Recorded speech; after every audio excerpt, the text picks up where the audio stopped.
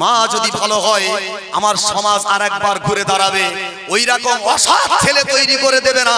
মা যদি ভালো হয় এমন ছেলে তৈরি করে দেবে সে হিংসা করবে না। আর মার গোড়ায় খারাপ বলে হাফেজ বানাচ্ছ, মাওলানা বানাচ্ছ, সেও ঘোড়ার ডিম কাজে লাগতেছে না।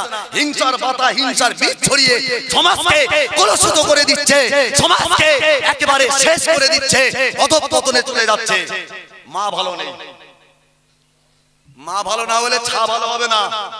যত বড় হাজি হও, সুফি হও, দরবেশ হও, ইমাম আর মুয়াজ্জিন হও, হুজুর আর সুফি হও, মুফতি আর মাওলানা হও, তোমার ভিতরে যদি এক প্রতি বারুদের মতো, ওই ছোট্ট বারুদের মতো, ছোট্ট বারুদ যেমন পৃথিবীর কাঠকে জ্বালিয়ে ছাই বানায়, তোমার ভিতরে অতটুকু হিংসা থাকলে জীবনের আমল পুড়িয়ে ছাই করে দেবে। ইয়া আইয়ুহাল্লাযীনা আমানু, হে পৃথিবীর ঈমানওয়ালারা, যারা আমি আল্লাহ, আমাকে আল্লাহ বলে স্বীকার করেছো, শুনে রাখো, ইজতানিবু কাসীরাম মিনাজ জন্নি, কারোর পেছনে তোমরা যেন অযথা অনুভব করো না। ইন্না বা'দা জন্নি, অনুভবটা তোমাদের নিঃসন্দেহে ভুল হতে পারে কি পারে না।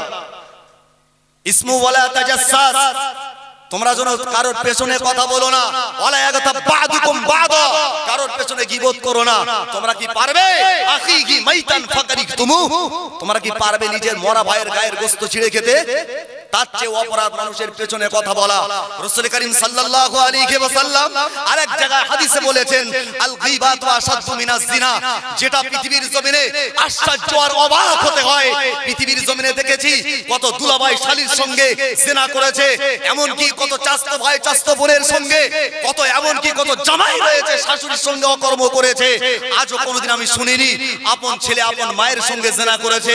অথচ রাসূল বলেছেন, যারা অন্যের পিছনে কথা বললো তারা যেন নিজের মায়ের সঙ্গে জিনা করলো।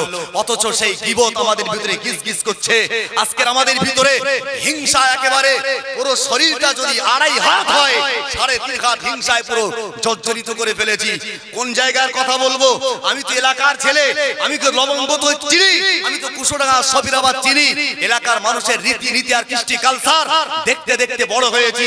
আর আজও এগুলো দেখতে দেখতে আজও আমার জীবনটার বাকি সময়টা কাটিয়ে নিয়ে যাচ্ছি। আশ্চর্য হতে হয়।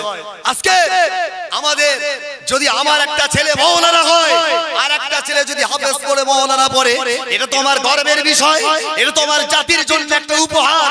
একটা মসজিদ আছে, মুসল্লি বেড়েছে, আর একটা যদি মসজিদ হয় মানুষের সুবিধা হবে, মানুষের নামাজের জন্য সুবিধা হয়ে যাবে। একটা মাদ্রাসা আছে, আর একটা মাদ্রাসা যদি তৈরি হয় সেখানেও আমরা দেখতে পাই হিংসার ভাষা তৈরি হয়। হয় কি হয় না? মানে একটা কথা আছে, চাঁদা যদি না দিতে পারো দিও না, তোমার ইবলিস তোমার মাথায় মুতেছে, ঠিক আছে, বাধা তো দিও না।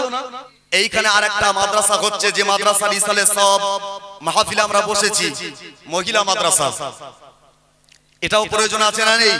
তুমি তো মাথায় হাজির মাল দিয়ে বেড়াও, তুমি তো এমন একটা মাওলানা, তুমি কি হাফেজ, অথচ তুমি বিরোধিতা করছো।